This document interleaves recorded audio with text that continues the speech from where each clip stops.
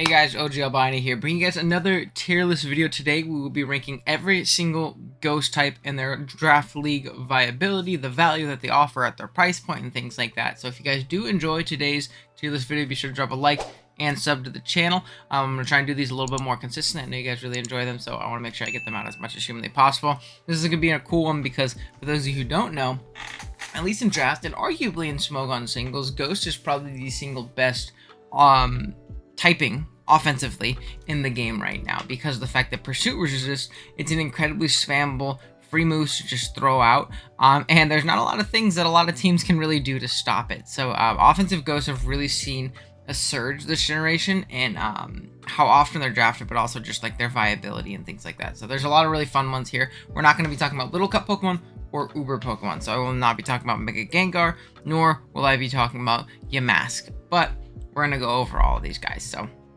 yeah, with that being said, let's go and jump on into it. It's not going to be that long of a video, to be completely honest. It's going to be pretty fast. Oh, and I'm also not going to talk about these Hisuian guys, so I'm going to move him down here with the other Hisuis. But yeah, it's not going to be that long of a video. There's not as many ghost types as you typically would think there are compared to the other types. It's pretty darn thin overall, but there's definitely some really cool ones here. And the first one we're going to start off with is borderline, at least in my opinion, one of the better ghosts that you can draft in Draft League. And I'm going to go ahead and throw it up here. We're going to, no, I'm going to put an A tier.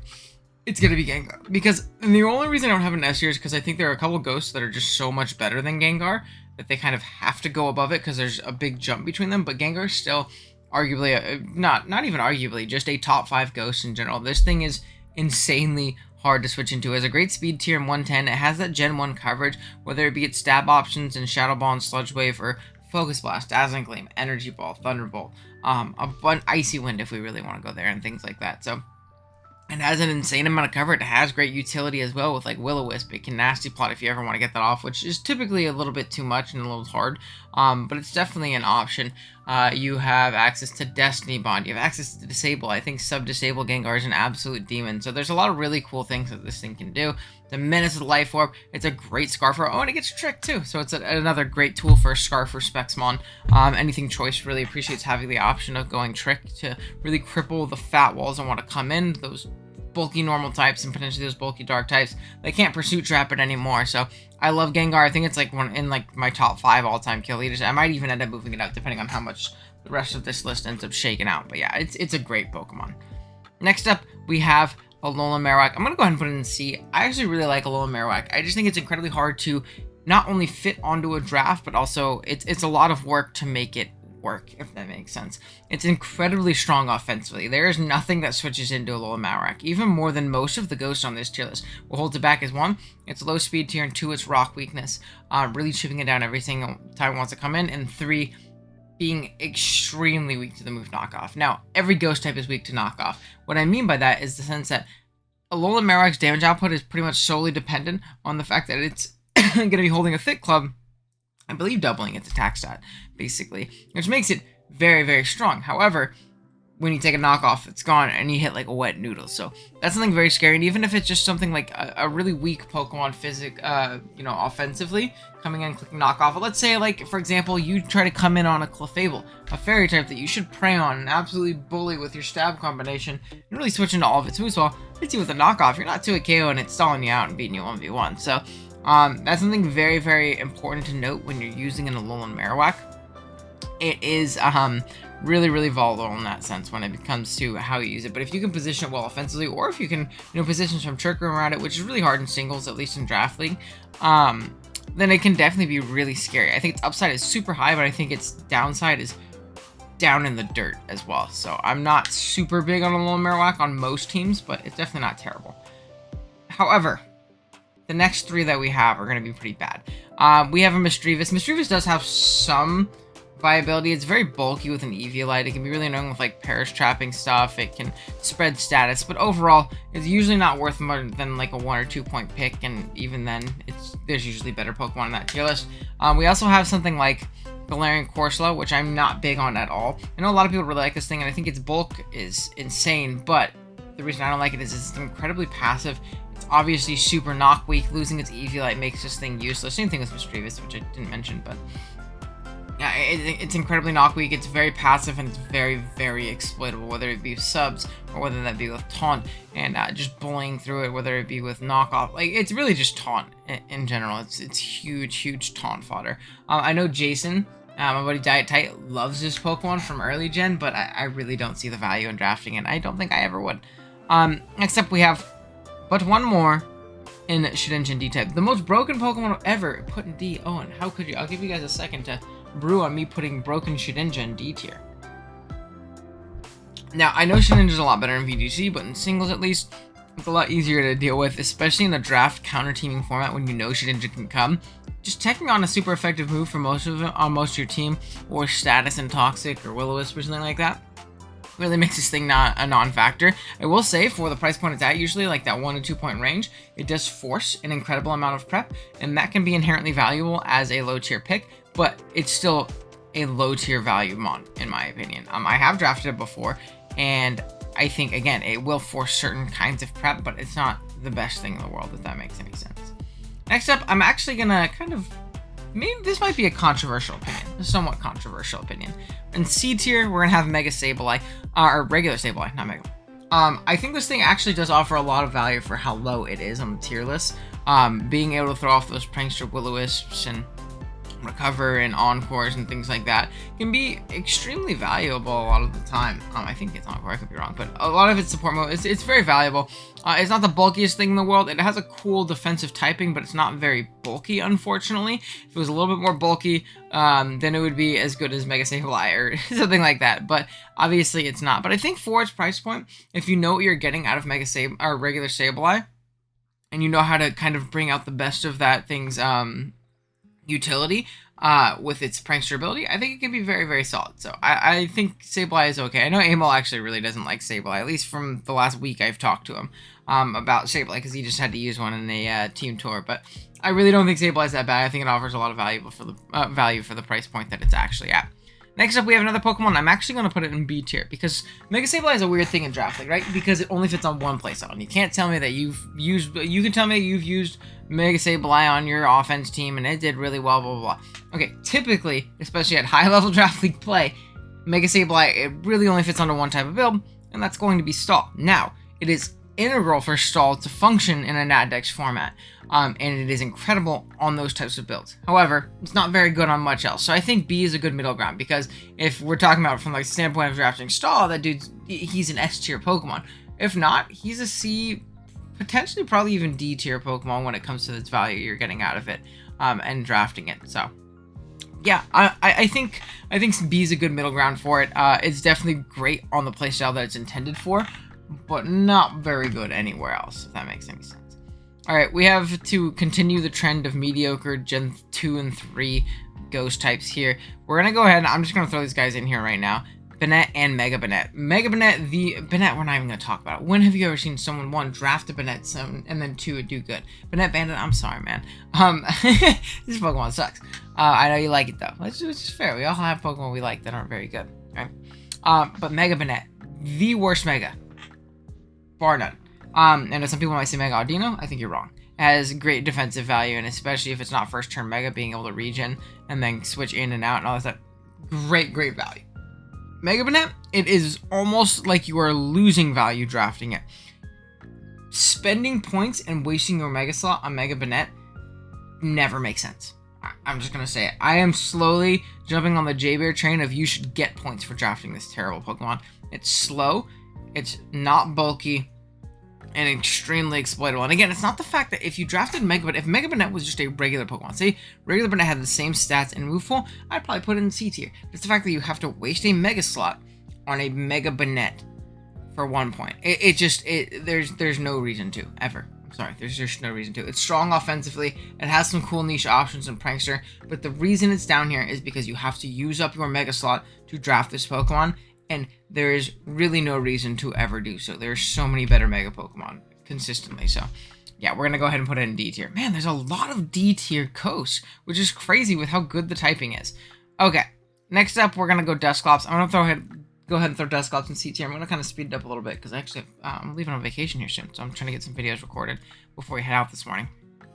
Dusclops is an Incredibly mediocre Pokemon. One, it's decently bulky, right? It's really bulky with an Eviolite, but two, it's a little bit passive. I think it's a little less passive than something like Corsola, so I'm going to go ahead and put it in C tier. Probably towards the bottom of it, we might even end up moving it down. Maybe I just feel bad because I have so many Pokemon in D tier right now. But yeah, I don't think it's inherently good, and I personally wouldn't draft it, but I do see the value in Dusclops on some more fatter builds. It gives you a decent little low tier backbone, so it's not terrible. Next up, we have Driflam. I'm actually a big Driflam guy. I like this Pokemon a lot. I'm going to go ahead and put him in C tier here. He's definitely a really cool thing. You can do some fun shenanigans with Unburden. String Sap's a great tool. You can Will-O-Wisp things. You can Calm Mind up. My favorite Driflam set in Keyberry, Calm Mind, and just stacking the boost on top of boost, which is really fun. It's good with boots. It's a good defogger. It's a great low tier pickup, honestly. I really like Driflam. So we're going to go ahead and put it in C tier. Next up, we have Mismagius. Mismagius is going to be at the top of C tier. This thing has great value. It's a really fat mon Spadef-wise and has great coverage offensively to really put a hurt on a lot of different teams, whether that be Shadow Ball, Dazzling, and Thunderbolt, all that fun stuff, Power Gem. It can Calm Mind and Nasty Plot. It can even Heal Bell, which is a really cool option for it.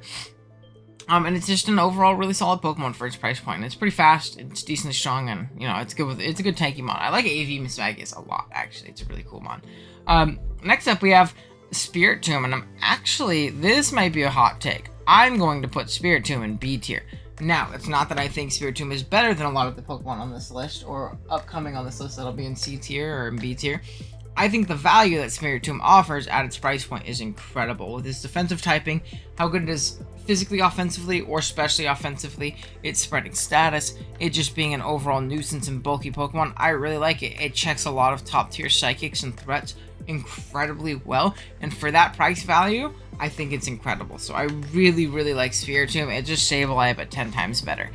So I'm going to go ahead and put it in B tier, and that could be a little bit crazy, but I feel like it's fair.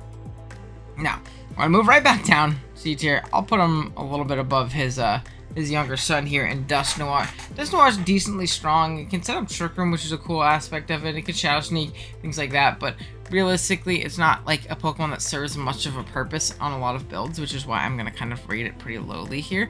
Again, it's decently strong, and it can like function with like an AV, I suppose, and it can burn things, I guess, but again, there's just not much of a reason to ever draft Dusknoir. It doesn't offer much defensive utility to your team, like role-wise, and offensively, there are much better ghosts to, be drafting, realistically. So I'm gonna go ahead and put it in C tier.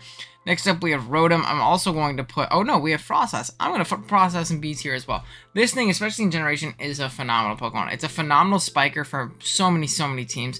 It can go physical or special. Getting Triple Axle and Poltergeist really made physical Frostlass much more viable, and I think that makes it an absolute nuisance to build for a prep. And not the sense that it's like a really strong Pokemon, but more so the sense that though it has really high base power moves on both sides, and if you're dedicating them on to be Spadef to check in, and it turns out to be physical, you're in a worse spot. You might have to go mixed defenses, which means those moves are going to hit a little bit harder, especially with spikes up. I think if you're really solid, it has great utility in like Will-O-Wisp and Destiny Bond and Taunt and things like that. It gets Bolt Beam coverage, Ice Shard for priority, so it does a lot of the really cool things really well, and I really like it for its value as a spiker. So, great mon. Next up, now, we have Rotom. And I'm going to go ahead and put Rotom here, again, in C tier, I think, right here. Good, decently fast mon. It pivots around well and bolt switches. It pain splits. It does all the things that the other Rotoms do, just with a little bit more speed and a lot less bulk, really. It feels like it might only be a little bit. It'd be cool if, like, in Radical Red, it could hold the Eviolite. Unfortunately, it cannot. It's a good, decent, low-tier value ghost, and I like using them a lot. So, we're going to go ahead and put it right there. That's a lot of C-tier ghosts, because I can already see more coming up. Good lord, there's so many C-tier ghosts. Okay, next up, we have Cofagrigus. I'm going to go ahead and put Cofagrigus, again, in C tier. I do like it. It's a great Fizz-Def wall. It's a great check to a lot of top tier offensive Pokemon, whether it be like Megalop, and it's like the best Megalop check in the game because you take away its ability, or Mega Medi and things like that. Being able to check so many top tier physical Pokemon and take away their abilities from them with Mummy and really disrupt that way can be really, really valuable. Will-O-Wisping things, Trick Rooming things, Pain Splitting, Rest Talking, Body Pressing, which is a really valuable tool that I got this gen. I really like the defensive value that Cofagrigus adds, and it can be incredibly annoying for a lot of teams to deal with. Next up, We got Jellicent. This is another hot take. This is my favorite bulky water draft. I love Jellicent. I'm going to go ahead and put him in B tier as well for the value he offers. Incredibly bulky, decently strong offensively, and it spreads a lot of status between Scald, Will-O-Wisp, and Toxic, which is really valuable alongside Hex. It gets Taunt, so it really bullies Fat. Things like Snorlax that you'd think would switch in and just kind of set up all over it, lose to it 1v1 very easily, which is great. Or taunting like Clefs and things like that can just be very valuable in my opinion. Peppering them down with Scalds and Hexes and things like that. So it's a great Fat or like stall breaker. Not to an extent. It's not a great stall breaker. It breaks down a lot of Fat Pokemon, I think is a better way of putting that. But it's really solid that way. You can set up Trick Room with it. You can be Scarf, Water Spout, and some random weird matchups and stuff like that. It's just an overall really fun Pokemon. I really like Jellicent a lot. It's a bulky water I always end up defaulting to, so I think it's really good. Okay, next up, man, we're already zooming through Gen 5. We only got 2 more in Gen 5. First up here, though, we have Chandelure. I'm going to go ahead and put Chandelure in B tier. An incredibly strong Pokemon. Very hard to switch into. It has a mediocre speed tier, but that can be passed with a Scarf a lot of the time. Or Spec Shandy is just ridiculously hard to switch into. It has some decent defensive utility, and its immunities between Ghost and Flash Fire can be really cool. It can flame body things. I think Boost Shandy does have some value inherently if you want to switch moves, as well as pivot into certain offensive threats. Or if you want to be like a weird air balloon set for an Infernape or something like that. Not that it can't just U-turn out and then get you next time, but regardless, it does have some like niche defensive applications and things like that. So I like Chandelure. I think it's a cool Pokemon. And I definitely haven't drafted in a long time actually, but I do want to try it out again soon. It's been a minute. A minute for sure. Okay, Golurk. We're gonna jump back down to C tier really quick. I do like Golurk a decent amount. I think it's a pretty solid Pokemon. There's a good rocker. Offensively, it can be incredibly annoying to switch it to. Whether that be no guard sets, whether that be what other ability does it get? Other ability that gets Iron Fist. Whether it be no guard or Iron Fist, it can be really tough to deal with. Rock Polish is very scary. I've seen Rock Polish weakness policy just cleave through teams. I've seen Choice Band just rip through teams. I've seen Assault Vest. I've seen Resist Berries and things like that. I've even seen Life Orbs. It can be or Choice Bands and things like that. So this thing can be really fun to deal with. They're tough to deal with. I think no guard sets are really annoying between Poltergeist, Earthquake, and Dynamic Punch. It's really hard to switch into this Pokemon, and then you have like Elemental Punches. And again, you can make use of the Iron Fist ability as well, so it's a great Pokemon overall. Next up, we have Dewblade. I'm going to go ahead and put Dewblade again in C tier. Really solid defensive really solid like tanky type Pokemon. Now it really struggles on the Spadef side even with Eviolite, but on the Fizdef side it's an absolute monster, and it can find a lot of setup opportunities with Swords Dance and really cleave through a lot of teams really well. So I think that Dewblade has some good application there, and can be really annoying. Again, you gotta avoid knockoff like the Plague, but other than that, it can be a pretty big threat and great priority up in Shadow Sneak, so yeah, great Pokemon overall. Excuse me. Okay, next up, we're finally moving on. We got an S tier Ghost. Finally. I'm gonna go ahead and put Aegislash here in S tier. I think this Pokemon is incredible. I really like Aegislash. Whether it be its offensive applications with like Spec sets, with like Life Orb sets, with Swords Dancing variants, things like that, or its defensive application with like King Shield and Toxic, and I almost said Protect, but King Shield is Protect. It can be incredible in both roles, really without much investment in either side. You naturally take every hit you really want to, and you naturally just break through the things you want to. This thing is really good in a proper creative player's hands, and I think it can be incredibly solid if you're able to build a team around it well. So I love Aegislash. I think it's probably, personally, my favorite or second favorite Ghost. I really like it a lot, so we're gonna have it go ahead and stay here in S tier. Where do we go next? Is there any more Gen 6 Ghosts? There is 3 more. We have Trevenant next. I'm gonna go ahead and put Trevenant in D tier. I know some people really like it. It can Trick Room. It can be annoying with Harvest and things like that, but overall, it's not very bulky. It's not fast at all. It's decently strong, but I mean,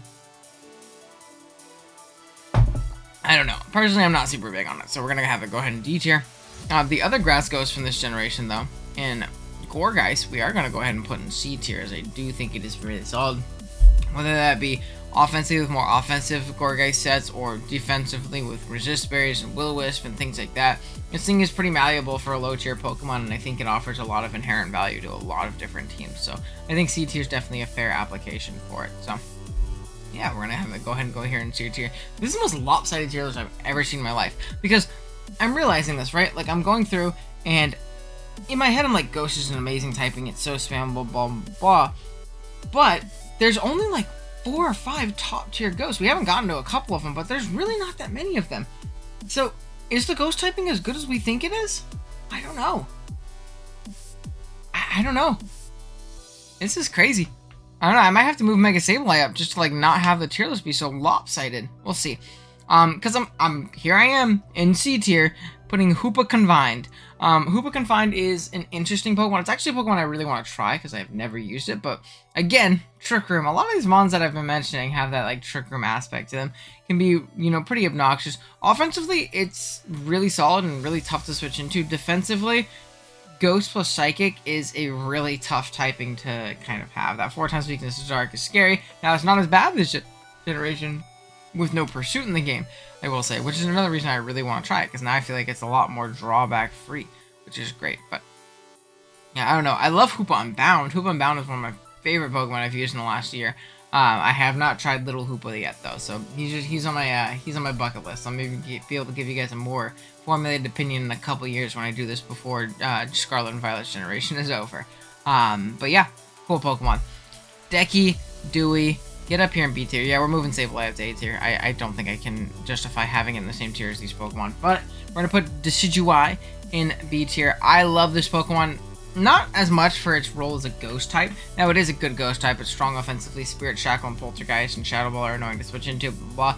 But more so for its defensive utility as like a Grass type and just a good pivot with U-Turn or Baton Pass if your league allows those shenanigans. You get Swords Dance and Nasty Plot, which I think are 2 great tools for it. Priority and Shadow Sneak and Sucker Punch. It gets reliable recovery and Roost. It can defog. It does so many things well with such a malleable, what do you call it, base stats, to where you can kind of like make it fit whatever role you really need it to, and it's going to do it decently at the very least. To where I think that Decidueye is a really, really good Pokemon. It's one of my favorite Pokemon to draft, especially as my Grass. Now, it kind of just doubles up as a Ghost type in my opinion, but definitely doesn't hurt it, so I don't think that should really like deter me from keeping it where it's at, right? Okay. Next up, we have Oricorio Sensu. You can go in D tier as well. I don't know. This is actually like the one Oricorio I never see people use. Now, I don't see Oricorio a lot either. I'm not going to pretend like that's the case. But I definitely don't see a lot of Oricorio Sensu. I think it's Sensu is that form. Now, Ghost Flying doesn't seem terrible, but I don't know. It's still an Oricorio, you know what I mean? They need to give those things Quiver Dance to make them better. At least in my opinion. I don't know. Okay. Look, we're getting to some better Ghosts here in Generation 7, though. I like Palisand a lot. I think Palisand's also a C-tier Pokemon, considering its good defensive utility, Shore Up, Stealth Rock, all that good stuff, Shadow Ball and Scorching Sands and Earth Power, Giga Drain even, to hit bulky waters on the switch-in. I wish Water Compaction was an immunity. I think that would make it maybe even potentially a B-tier Pokemon when it comes to value, but unfortunately not. It just ups your defense, which I have seen kind of work before, in the sense like Pasho into like physical water move makes you like just wall it from then on, which is again pretty funny, but nothing crazy at the very least. But yeah, I think Palisand's decent Pokemon. You just press some status, be annoying, put some toxic stuff like that. So yep. All right, let's go ahead and look. Sorry, I got a ping, so I was looking at that. I'm not gonna rank Silvally. As much as I hate doing it, I'm gonna put Mimikyu in B tier. Now, I think objectively Mimikyu does offer decent value to a team, right? Between Disguise being annoying, Swords Dance being a potential that you always have to prep for, as well as annoying Destiny and Bond variants, Will-O-Wisp variants, Trick Room variants, things like that. Where in a creative player's hands, you can do some annoying things with it. I remember one time I was playing in a league, like an Uber's league, that allowed like basically everything. And I had to play an E-Killer Arceus, an Arceus normal. And I brought like Curse Mimikyu with like Rocky Helmet to chip it down and put it in range of like some Scarfer or some priority in the back, and that was my way of beating that monster. So I have used Mimikyu before, despite me really, really disliking it. I think objectively, for me to not put it in B tier, looking at the rest of the Ghosts would be pretty insane. So I'm going to put it there. Next up, we have Dell Mize. I'm going to go ahead and put Dell Mize in here in C tier as well. This Pokemon is incredibly strong and incredibly fun to use. It's a great spinner. It basically has 3 stabs with Steelworker and Anchor Shot plus its other moves, as well as Heavy Slam is another option. Swords Dance is really cool to, throw off. It gets Synth for reliable recovery. It's a good tank. It's great with an AV. It's a great spinner. It's really solid offensively for its price point. I really like Dell Mize a lot, actually, so I think it's definitely worth the draft spot. Okay, guys, we finally have another A-tier Pokemon in Blacephalon. I'm just now trying this thing for the first time myself. It's very strong, though. It's very hard to say that it's not incredibly strong. Obviously, with Beast Boost, this thing can just compound and cleave through teams very, very easily. Whether it be Scarf sets, Spec sets, Boots is another great option of this thing. And I think this thing really saw a big resurgence in viability once Generation 8 hit and it got released into the game. Because of the fact, or even just in Adex leagues, because of the fact that Pursuit doesn't exist anymore. This Pokemon was incredibly Pursuit weak. It would really only pick one and then have to be either Colbur or have to stay in to get damage, or I don't know. There was a lot of mind games when it came to using Blacephalon. It was really not worth it in a lot of instances, in my opinion, which is why I never really tried it before. But in Generation 8, I think it has a ton of value, so I think picking it up is definitely fair. And it's, I really, really like it. So I'm going to have it in A tier here, which is, it's an A-tier Pokemon, which we barely have any, so I'm happy about that. Next up, we have Poltergeist. Now, if Poltergeist had better coverage, I think it would be much higher, but because it does not, I'm going to go ahead and put it in C tier here. I think I'm actually going to put it behind Gourgeist.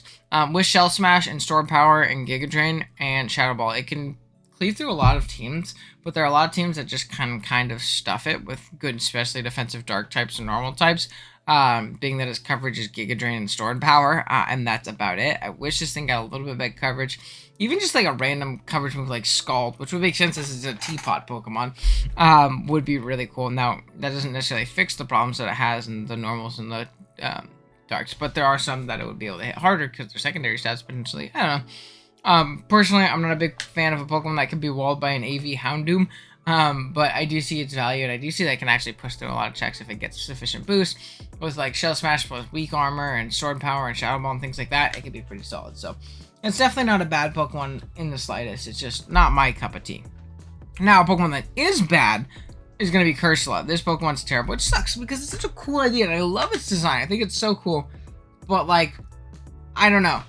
The fact that its abilities are their Weak Armor, which is making you much less bulky and faster on a Pokemon that has no speed to begin with, or Perish Body, which automatically activates Perish Song, which would be an awesome ability if it only activated on your opponent or something like that. Like, always being in a position where you're forced out within 3 turns just doesn't seem very valuable for a slow, bulky-ish Pokemon like Corsola. Now, I know it's not as bulky as something like a Corsola evolution you typically would think it would be, but it is decently bulky, and the fact that it can't be used defensively whatsoever, it's not fast enough to be offensive, I'm not a big fan of it, personally. I just really do not like that Pokemon. However, a Pokemon I do like... Oh, no, I skipped one. Okay. Well, I like this guy, too. We're going to have Rodriguez. He's going to be in here as well. He's going to be a little bit lower, but I do like him. He's a solid rocker. Again, body pressure against. It really plays incredibly similar to what do you call it? Cofagrigus, except it's physical and it's a ground type, but it can body press, Earthquake, Shadow Claw, Shadow Sneak, all those fun things, as well as, burn things and Pain Split, and really do all the same things that Cofagrigus can do, which we talked about a little bit earlier. So I'm not gonna harp on that one too much, but it's a solid Pokemon. Now, Pokemon I really like though is obviously going to be the best Pokemon in Draft League right now, and that is going to be Dragapult. It's gonna go in S tier, guys. I'm not going to sit here and give you the Dragapult spiel. If you don't think Dragapult is the best Pokemon in the format, you're wrong. That's it. Send a tweet. That's just it. It's an incredible Pokemon. Its speed, move pool, utility, pivoting options. It's an incredible mon. I think the only thing it's missing is reliable physical ghost type, and I think actually if it got that, it would be banned guaranteed everywhere. It's banned in a lot of places in general right now, but I think he deserves his shout out in S tier. And then we have another Pokemon that's going to pay me to put in A tier, but I have to because its ceiling is very high in Spectre. This is a Pokemon I personally detest, and I will not draft it. I do not like using it at all. I don't like having my ghost completely stuffed by darker normals and really struggle to force its own progress without very specific niche sets that kind of lower its potency against everything else. It's the Dragovich theorem. Maybe one day I'll make a video on why I don't, on that topic in general. But yeah, Rampardo's Theorem False Light Gaming video gave me a little bit of inspiration to do that. But yeah, I think that aspect of it isn't great, but I won't deny the fact that if you support Spectre well and you can force damage and progress on those dark and normal types, this thing can just sweep teams so fast. It's very strong, it's very fast, and it's very annoying to deal with if you don't have the proper tools. And if you play that one guy who grabbed Greninja as his ghost resist and he doesn't have a normal, you're going to have a good time. Just certified, you're gonna have a good time. So I think Spectre can be very annoying in that regards, but yeah, that's basically it. Like I said, we're not going to do the Hisuian Pokemon. We didn't do Little Cup or banned Pokemon. There's also the female Jellicent. I'll put them back together. Oh, they're so cute. But yeah, let me know what you guys think of the tier list. I'm actually surprised with how little top tier ghosts there are, considering how well the typing has done this generation. It just shows how good these Pokemon have been. Maybe this list is missing some Pokemon. I just didn't realize it. Let me know in the comments below. Let me know what your favorite ghost type to use in Draft League is. That being said, I will see you guys in the next one. Later.